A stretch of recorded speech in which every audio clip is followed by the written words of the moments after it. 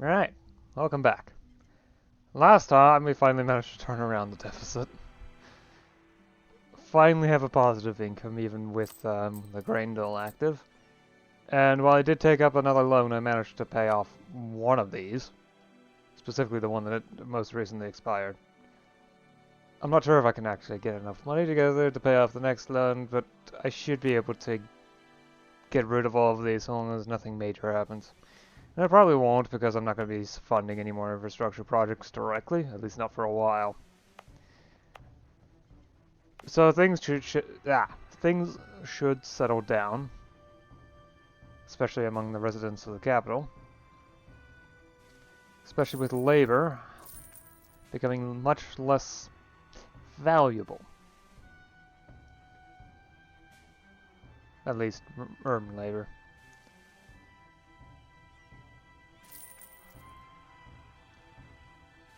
Although several industries are still doing rather terribly. But I'm not particularly surprised. It's the luxury cloth that is really good. Probably because no one's producing that, or at least not to any major degree. It's also an armaments industry that's not doing too great, but it will eventually get there. In addition, there's a plague going on. With a decent death rate. Started over here and it's just been spreading. Sadly, I don't think it's actually gone to any of the European colonies, so it's actually rather sad. And given time, it will probably do something rather similar to what happened here, though at both a greater scale and with less intensity. But yeah, there's plagues happening all the time now. Probably due to increased contact from various parts of the world. There is, after all, global trade going on. And everyone's interacting with each other. More or less. I mean, to a degree, there's also layers of distinctness when it comes to contact. At least anything more than just minor diplomatic awareness of each other. Like, for example, half of Europe is almost certainly aware of me. Like Hungary or Poland or Bohemia. They're aware of me.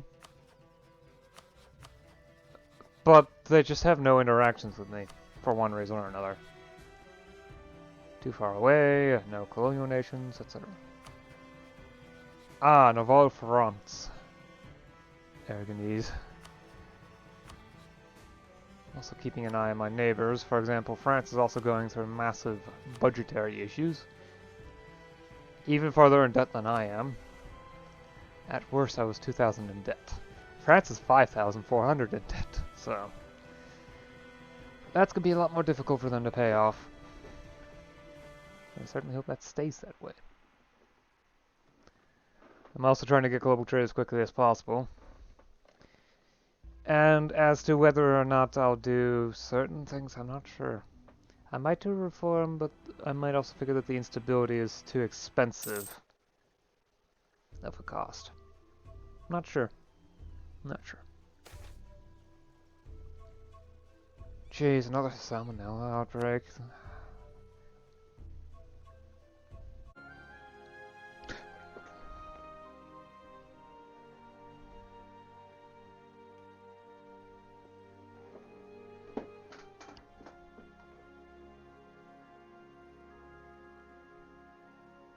Jeez, I forgot it was 1720.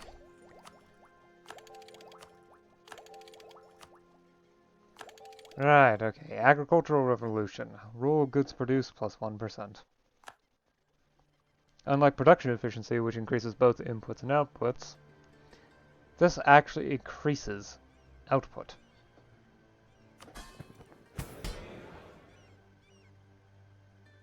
Plus 10% rural production. Yeah. Oscillating clocks.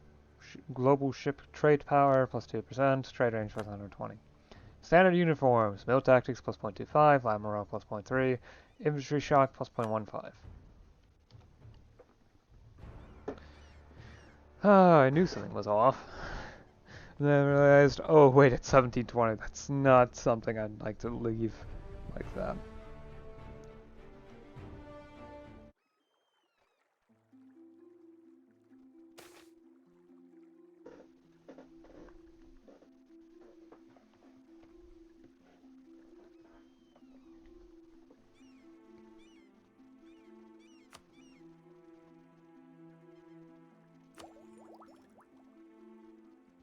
Wait, someone already picked up national anthem. Jeez.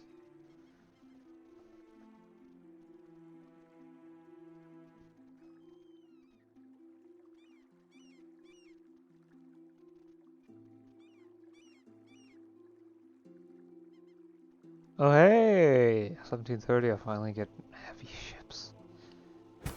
That took so long to achieve.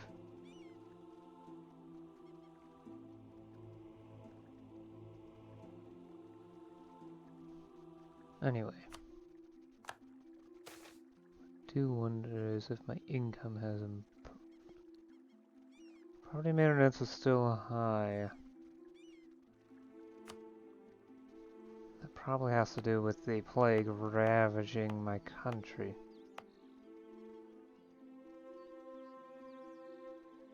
Yeah, reliably killing at least 10% of my populace. Yeah, and the big cities are getting hit hardest. Well, at least Timbuktu now is the largest city on the continent.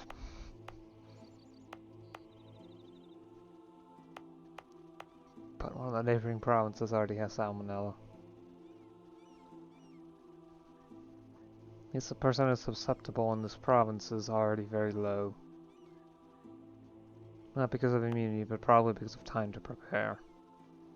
It's been going for years, though.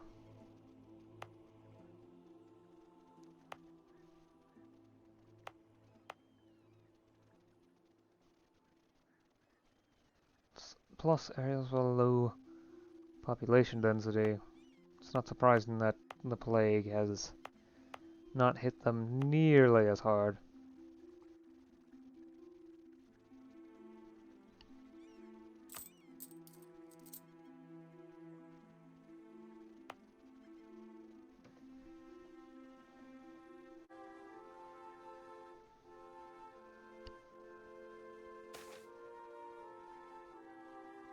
Ooh, okay, so I can fabricate a claim on California.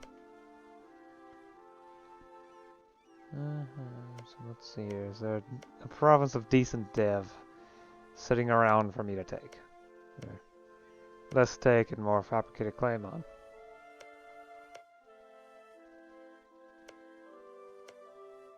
Yeah, this province has the highest dev, so why not?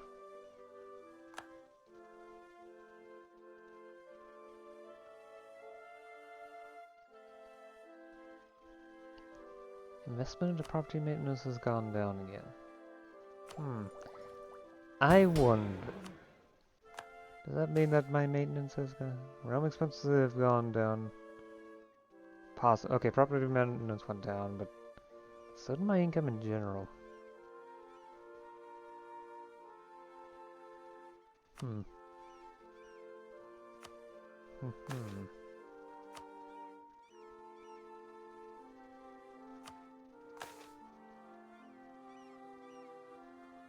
New concessions to ancient liberties. Promote the aristocrat faction. I'm questioning on whether or not arranging a strategic marriage is a good idea.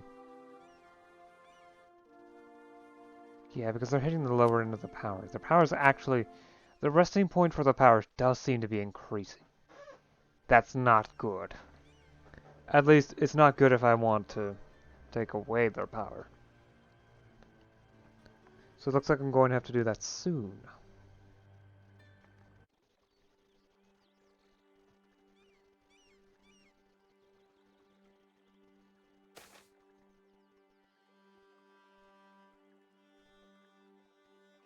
Alright, the session should be over soon, but... Like last time, I'd like to wait until February to see how my finances are going. I guess I might as well say some stuff that I've already done, since I'm going to be doing the, well, overview. So, the plague seems to have finished ravaging my country. The end result are some ups and downs. Among other things, I think my vassals were hit pretty bad. Because while it hit most of my country, it did leave some parts unaffected, like the Yucatan Peninsula. The top part, anyway. That bit was completely unaffected. Which is good, because that's where some of my largest cities are. In fact, I now have largest city on the continent in Tutuxew, so that's nice. Ignore that. Funniness with that. I haven't actually changed the special map mode yet. So, yeah, largest city on the continent.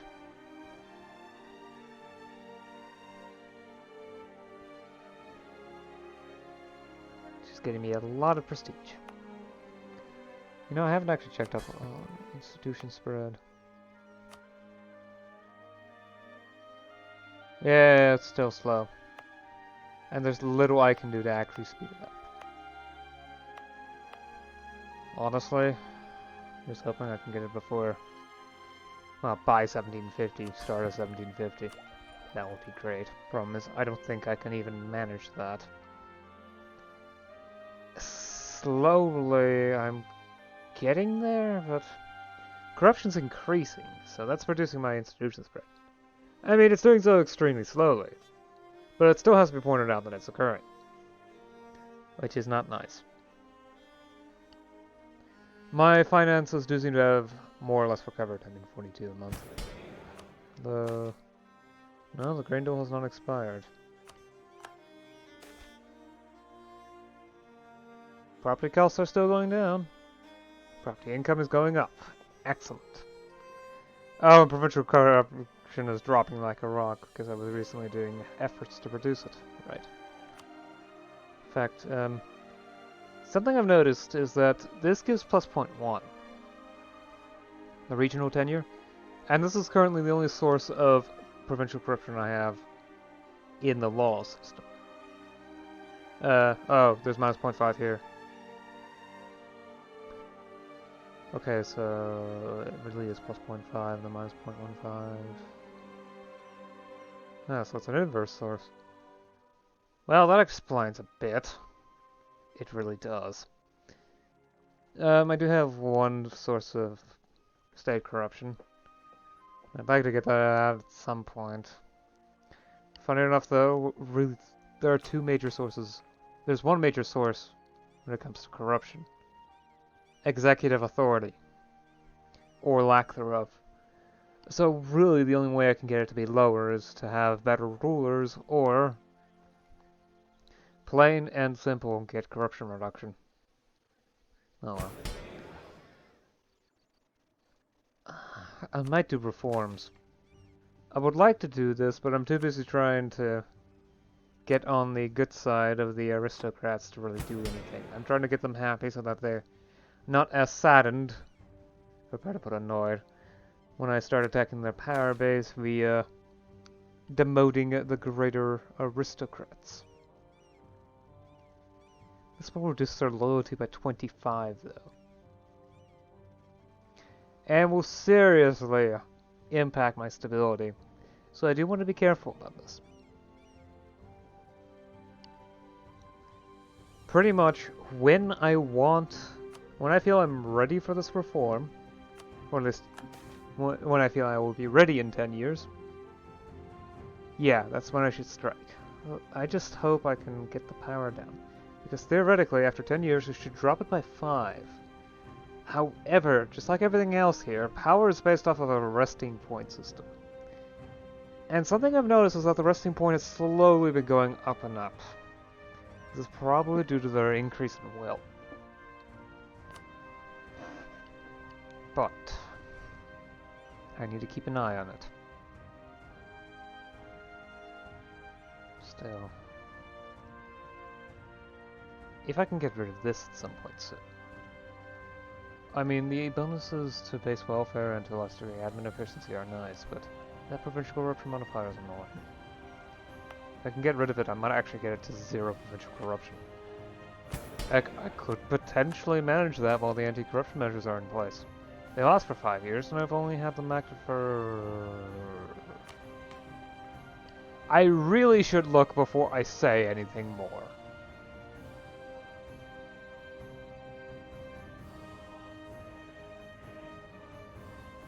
Sure, it expires next year. Okay, never mind.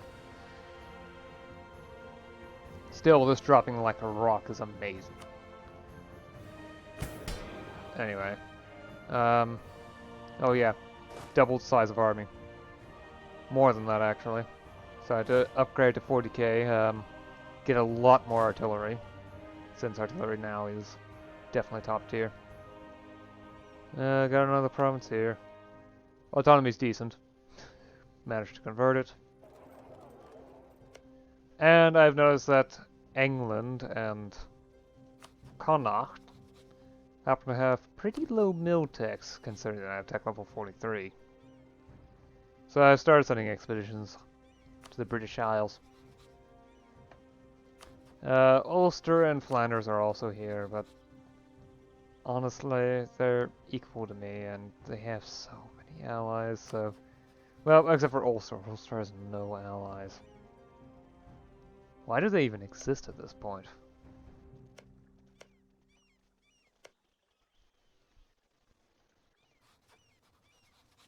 Unless I have the reason why I haven't gone over there is that the sheer effort it would take in order to send anything there. Which reminds me, I probably should upgrade my transports on both sides.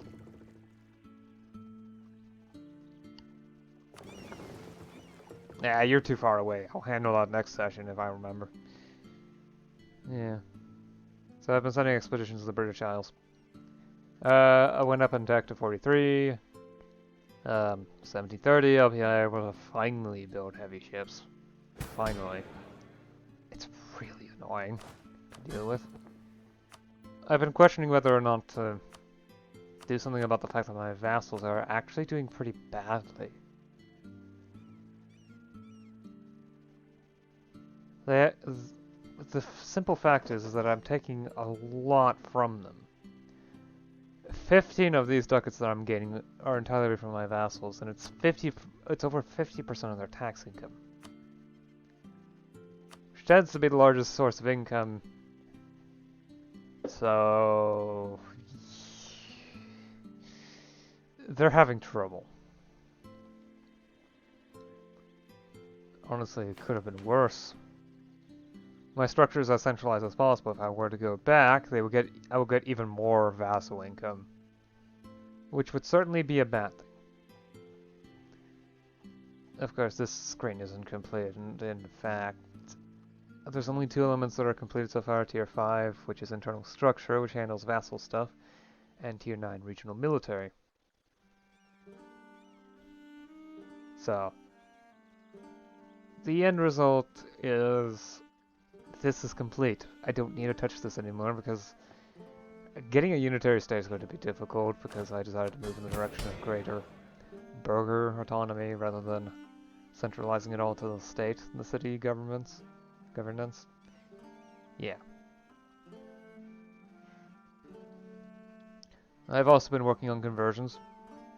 Some areas already have a decent minority of Mayans, like over here, for example. So it shouldn't be too difficult to get them set up to become the majority at some point.